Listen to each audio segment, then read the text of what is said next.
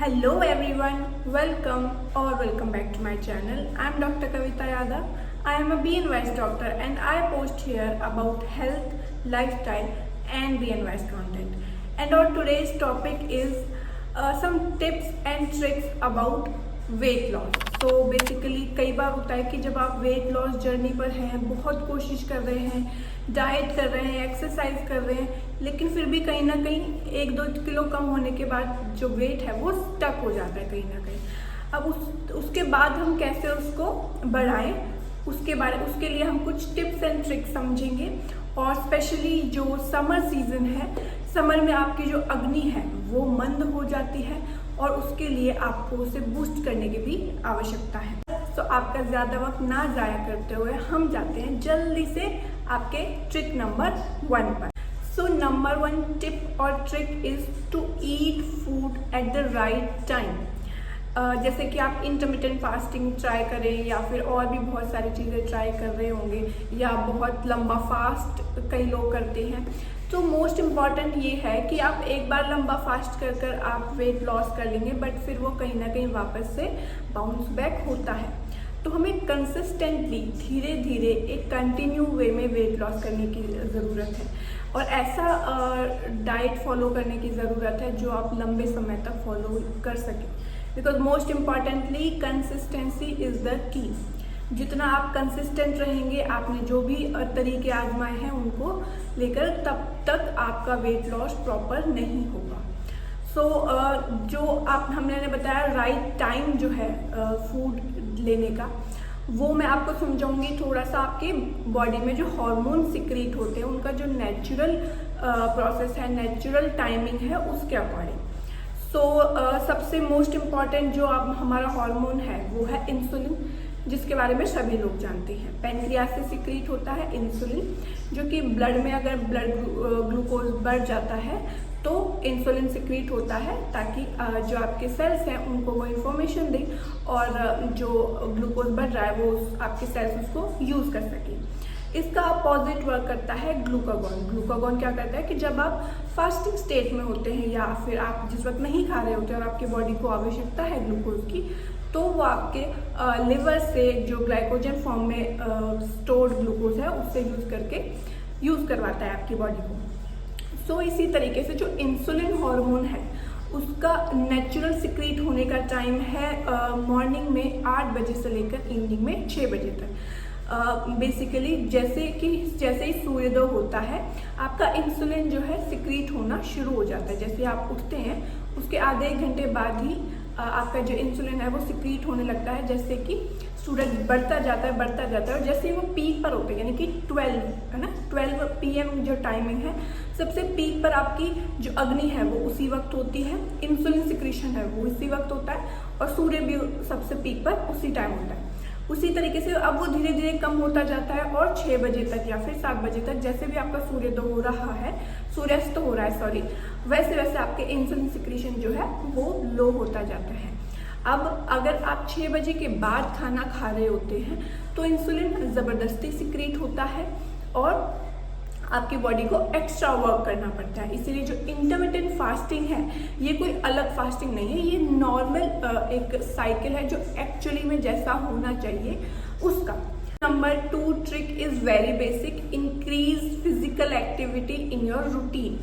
वो सबसे मस्ट है बिकॉज आपके बॉडी से fat loss, weight loss, calorie loss का सबसे नॉर्मल फंडा है कि आप जितने कैलोरी इंटेक कर रहे हैं उससे ज़्यादा आपको बर्न करना है ताकि आपकी बॉडी के अंदर जो एक्यूमुलेटेड फैट के रूप में जमा है वो डाइजेस्ट होने लगे, वो डिप्लीट होने लगे, आपकी बॉडी उसको यूज़ करने लगे. वो ज़्यादा इम्पॉर्टेंट है. तो आपने कैलोरी तो कम कर दिया लेकिन उसमें भी ज़्यादा ज़रूरी है साथ साथ में जो ऑलरेडी डिपॉजिट है उसको डिप्लीट कराना. तो उसके लिए आपको फिजिकल एक्टिविटी बढ़ानी होगी ताकि आपकी बॉडी उस कैलोरी को, एक्स्ट्रा जो फैट डिपॉजिट है उसको बर्न कर पाए. तो उसके लिए सबसे इम्पॉर्टेंट बेसिक है, देखो 3 चीज़ें होती हैं. एक होता है नॉर्मल वॉकिंग, देन एक आता है उससे थोड़ी सी स्पीड अप करके हम जो जॉगिंग करते हैं, एंड लास्ट आता है रनिंग. अगर आप रनिंग नहीं कर सकते हैं तो फर्स्ट 2 ज़रूर करने हैं. इन तीनों में से कोई भी 2 बेसिक जो आप कर सकते हैं वो आपको आपके रूटीन में ऐड करना ही है.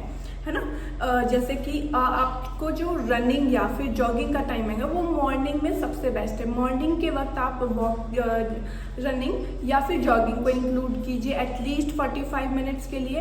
एंड वॉकिंग का जो टाइम है सबसे बेस्ट होता है आपके इवनिंग सेशन में। तो इवनिंग में खाना खाने के बाद 6 बजे के बाद आप अपना आराम से थोड़ा सा बाहर जाइए, घूमिए, उस वक्त ज़्यादा से ज़्यादा वॉकिंग कीजिए, है ना। पूरे दिन भर तो थोड़ा थोड़ा करना ही है, बट मोस्ट जो टाइमिंग है 30 to 45 मिनट्स आप इवनिंग में वॉक कीजिए, अपने आप को उस समय दीजिए वो वक्त जो है। तो इस तरीके से आपकी फिजिकल एक्टिविटी आपके रूटीन में एडअप हो जाएगी और आपको बहुत ज़्यादा एफर्ट्स करने की भी ज़रूरत। नंबर 3 इज़ वेरी इम्पॉर्टेंट कि आप स्ट्रेस नहीं लेना है आपको, है ना, कि वेट लॉस करना है, वेट लॉस करना है, वेट लॉस करना है, तो वो स्ट्रेस में कन्वर्ट नहीं होना चाहिए। और इसके अलावा भी अगर कोई स्ट्रेसफुल कंडीशन है आपकी लाइफ में तो उसे कोशिश करिए रिड्यूस करिए। बिकॉज क्या होता है कि जब आप स्ट्रेस की कंडीशन में होते हैं या बहुत ज़्यादा ओवर थिंकिंग या जो भी जो कंडीशन होती है उसके वक्त आपकी बॉडी से कॉर्टिसोल हार्मोन रिलीज होता है। और कॉर्टिसोल हार्मोन क्या करता है कि आपका जो कार्बोहाइड्रेट है उसे फैट में कन्वर्ट करने का काम करता है।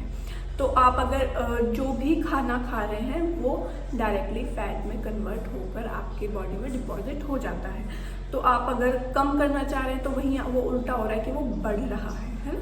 तो कोशिश कीजिए कि स्ट्रेस बिल्कुल ना लें, स्लीप आपका नॉर्मल रखें, एटलीस्ट 7 to 8 आवर्स की डीप स्लीप लेना ही है ना। तो ये चीज़ें आपके रूटीन में बैलेंस रखिए, तभी आप प्रॉपर वेट लॉस कर पाएंगे, वेट लॉस जर्नी में जा पाएंगे। और 4th and very important is eat balance diet. Okay, balance diet से मेरा मतलब ये है कि कोशिश कीजिए कि आप ऐसा आपका डाइट प्लान बनाएं जो कि आप कंसिस्टेंटली लंबे समय तक फॉलो कर पाएंगे, है ना।